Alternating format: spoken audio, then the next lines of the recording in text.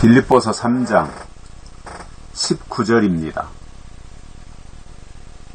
저희의 마침은 멸망이요 저희의 신은 배요 그 영광은 저희의 부끄러움에 있고 땅의 일을 생각하는 자라. 아멘.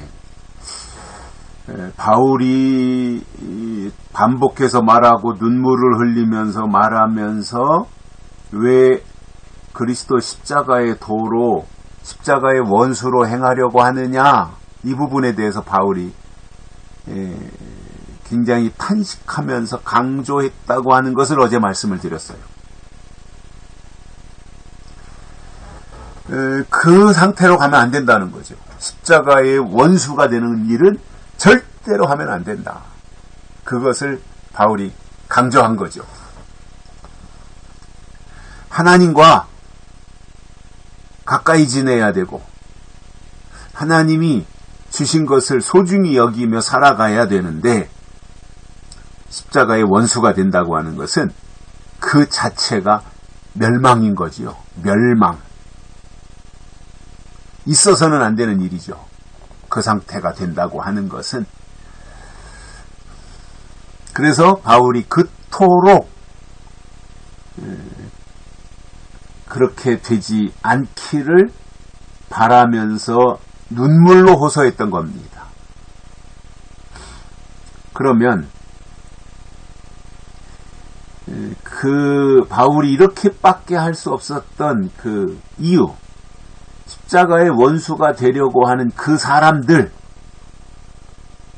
그리고 그들이 그렇게 쫓아가고 따라가려고 했던 그 사람들, 그들이 누구냐? 그들의 결과가 어떻게 되느냐? 그 내용을 보면 이렇게 설명하고 있어요. 오늘 19절에서 저희의 마침은 멸망이요 십자가의 원수가 되는 사람들의 마침, 끝은 멸망이라는 거예요. 하나님과 원수되니까 멸망이죠.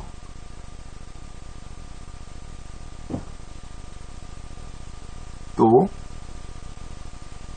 저희의 신은 배요, 이렇게 말합니다.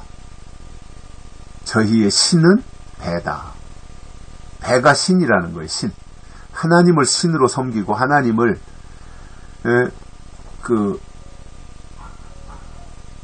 따르고 하나님을 존중해야 되는데 자기 배를 신으로 삼고 있다는 거예요. 그러니까 배를 위해서 사는 사람들이라는 거죠. 그들이 십자가의 원수라는 거지요. 하나님을 위해 살지 아니하고 자기 배를 위해 살아요. 그러니까 이게 육신인 거잖아요. 육신. 배를 위해서 살아요. 에덴 동산에서 아담과 하와가 뱀에게 속아서 선악과를 따먹습니다.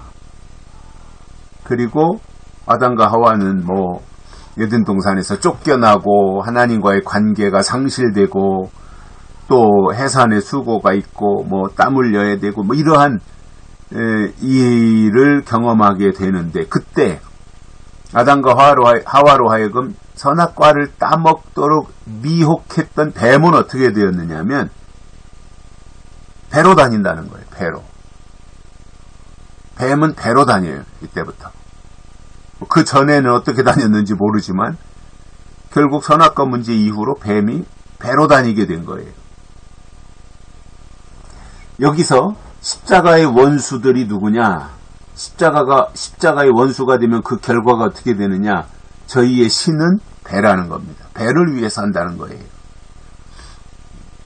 배를 위해 다니는 거죠. 배를 위해서. 자기 육신의 만족을 위해서 살아가는 거예요. 먹는 것이 전부이고 육신이 전부인 거예요. 영이니 하나님이니 이런 것에 대해서 관심이 없어지는 거죠. 그러니까 그들에게 있어서 신은 하나님이 아니라 자기 배인 겁니다. 배. 자기 배만 부르면 돼요. 자기만 만족하면 되는 거예요. 이게 십자가의 원수들의 생각이라는 말입니다. 뿐만 아니라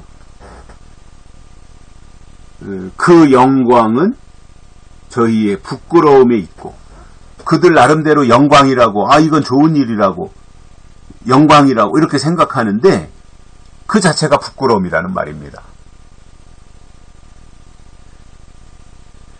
그러니까 우리가 예수님께서도 말씀하시기를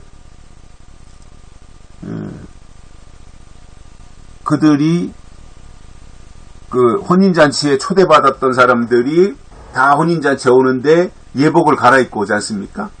그런데 예복을 입지 않고 저 문 앞에 서 있는 한 사람이 있었어요. 그 사람을 주인이 바깥 어두운데 내어 쫓으라 그랬고 슬피 울며 거기서 일을 간다 이런 말씀을 했습니다. 혼인집에 왔는데 그거 문 앞에다가 밥상 하나 차려놓고 국수라도 한 그릇 주어서 보내야 되는 것이 잔치집의 통례인데 왜 내쫓았겠어요? 기본이 안 돼 있는 거예요. 잔치집에 오는 사람이 당연히 옷을 갈아입고 와야 되는데 누더기진 옷을 입고 온다고 하는 것은 아무런 준비도 없고 자세가 안 돼 있다는 말이잖아요.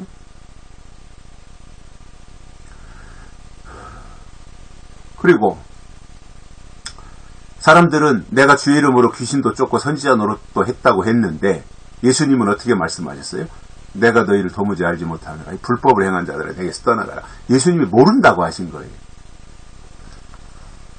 결국 믿음이라고 하는 것은 예수님이 기억하고 알아주셔야 되는데 모른다고 하는 거예요. 내가 너희를 도무지 알지 못하느라. 그 자체가 부끄러움인 거죠. 선지자 노릇도 했고 귀신도 쫓아냈는데 주님은 모르신다는 거예요. 그럼 잘못한 거잖아요. 그 자체가 천국의 문턱에서 외면당하니까 그게 부끄러움인 거죠. 그러면 미리미리 이렇게 믿으면 부끄러움 당하구나 당하는구나 이렇게 생각하고 교정을 해야 되잖아요. 자기가 잘못된 길로 가고 있다는 것을 바꿔야 되잖아요. 그런데 잘하는 줄 알고 그냥 교회 다니면 다 천국 가는 줄 알고 그렇게 쉽게 생각하고 쉽게 하면서 신앙생활을 했는데 그날 가서 보니까 모르신다 그래요, 주님이. 그럼 어떡할 거예요, 그때 가서. 그 자체가 부끄러움이에요. 그럼 믿음은 하나님이 우리를 기억하셔야 되고 하나님이 기억하시는 믿음은 그날 가서 자랑스러운 거예요. 떳떳하고. 그런데 모른다고 하면 그 자체가 얼마나 커다란 부끄러움이고 수치가 되겠습니까?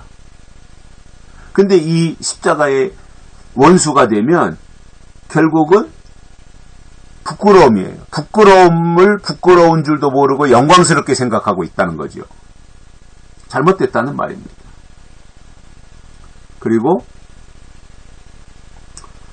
땅의 일을 생각하는 거예요. 땅의 일. 하나님의 일을 생각해야 되고 하늘의 신령한 것을 생각해야 되는데 땅의 일만 생각하는 거예요.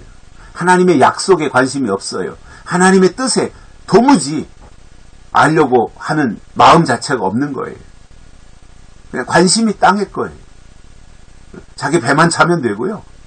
땅에서 소득이 있으면 되고요. 만족하면 되는 거지 무슨 하늘의 신령한 것이나 영적인 것이나 하나님의 약속이나 이런 것들에 대해서 전혀 아무것도 관심을 가지지 아니하는 이 상태, 이것이 십자가의 원수들입니다.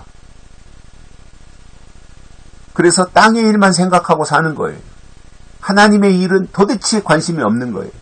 이렇게 되면 안 된다는 것을 바울이 눈물로써 지적하면서 그 길로 가지 말고 돌이킬 것을 설명했던 것입니다. 여기까지 하겠습니다. 고맙습니다.